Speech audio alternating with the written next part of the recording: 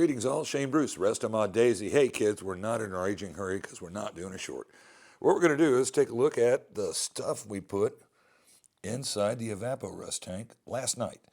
And I'm excited because I'm expecting it to come out looking pretty clean. It went in there looking pretty soupy.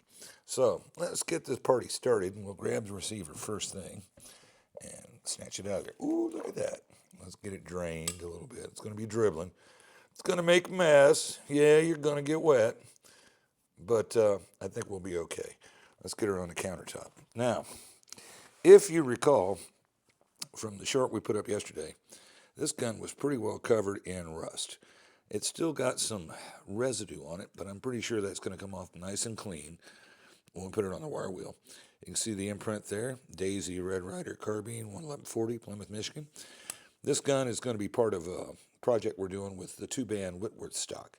So, get the gun ready to be mounted, we have to, of course, clean it up. And I'm going to fire blue it.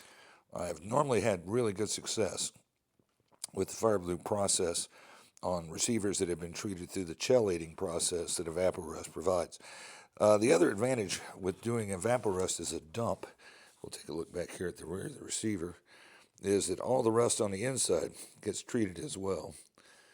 So you actually get inside and outside, which normally you can't get to with wire wheel. You can do brushes, and that helps to a certain degree, but this actually gets all the stuff in the nooks and crannies, and will make dressing this out and getting an appropriate looking satin finish on it a little easier, so that when we go to fire blue it, it ends up looking nice. So the receiver turned out pretty well. Let's see if we can get a close up there, give you an idea.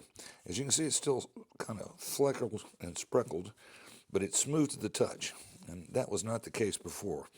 When you ran your finger down the receiver, you would feel the resistance of all the rust particles that were cooking away, merrily doing their thing. All right, let's get back in the tank and see what we can find. Oh, the shot tube. There we go. Now, that looks better already. You can see the bronze ring, nice and prominent.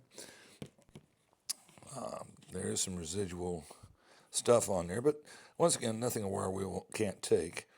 This is a pretty good shot tube. It doesn't have a visible seam to speak of, and which would make sense because the gun was running at about 288 feet a second in stock configuration, and we'll talk about that in just a minute.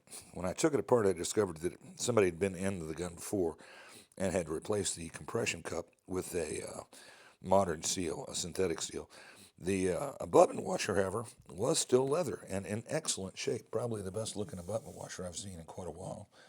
Let's grab out our nuts and bolts. Those will fire blue up real nice.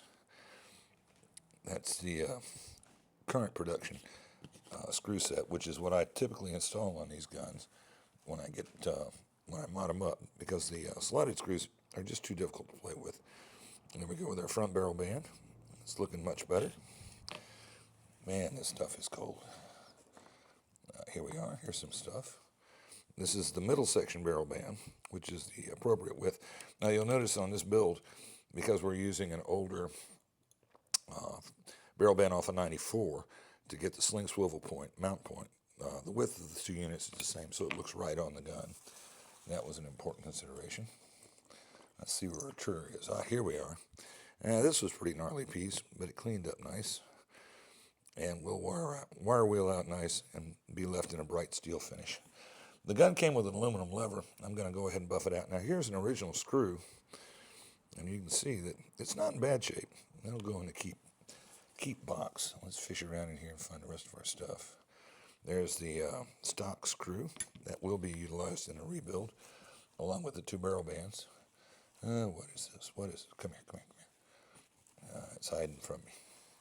So when you get done with your rust treatment, there we go, there's another one. That's the current top stock screw, quite a bit different from the original. There is another of the original screws. You can see that that's nicely treated. The evaporust does what it says, and it takes off rust. And this is our butt plate for the stock. We went ahead and treated it anyway because the chelation process seems to have a beneficial effect on fire bluing. Oh, and there is our spring anchor. Look at that. Nice. That'll polish up good and get fire blued.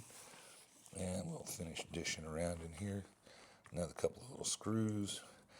These are butt plate screws. They'll be fire blued as well, but they won't get a blue. They'll get more of an amber color. All right, so there we go. We've got everything on the counter that was treated in the evaporust solution. About, I'd say 14 hours of soak. You can let it go a little longer if you wanted. You can let it go a little less. The stuff works really good.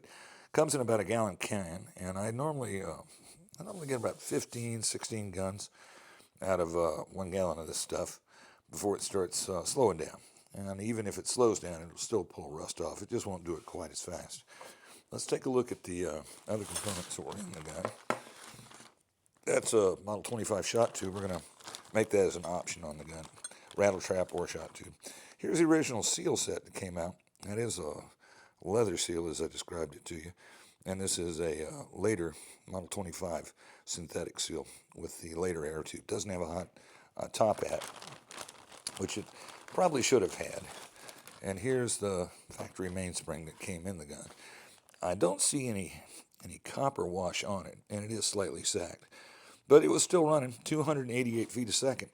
Not bad at all, not bad at all. Well, now we're going to move on to the next phase of our project, and we will get all of this stuff wire wheel and air and fire blued, and then we'll rebuild it with a Cobalt 327, a new air tube, a new seal set, and we'll see what kind of numbers we get. That's all we've got for you today, kids. This is Shane Bruce with Restomod Daisy, signing off.